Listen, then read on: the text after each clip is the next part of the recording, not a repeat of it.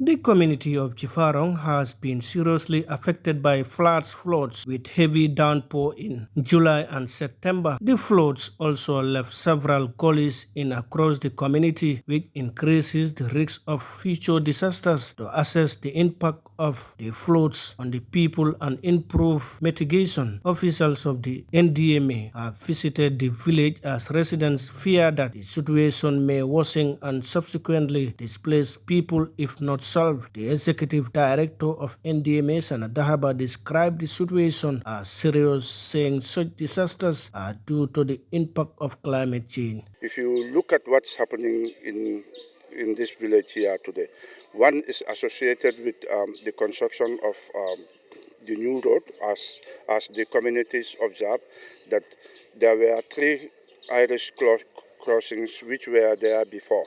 But as a result of this new road, they were relocated, and that has actually created some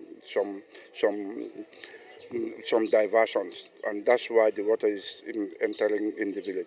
But if you look at also the eastern part, the water is coming from Dumbuto, and there's an intersection. Dahaba assured the people of Jiffarong that his office will engage relevant stakeholders, including the National Road Authority, to find a solution to the problem. Some of the problems that they are highlighting here, we will engage the National Road Authority now that they have a hydrologist, so that they can come and inspect what's happening here today, so that we can have a lasting solution to some of these problems that are currently being discussed in the village.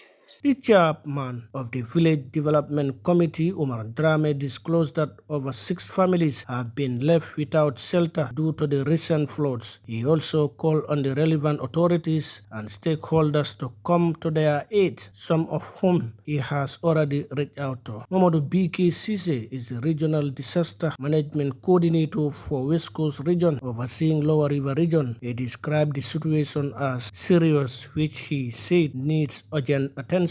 We will provide the needed technical advice. What can we do immediately is one, to ensure that we create temporal waterways for water to freely move. Two, we can also put sand in the in bags or empty bags of rice or whatever, and then place it at a strategic location so that it will reduce the speed of the run of water that is entering into the community.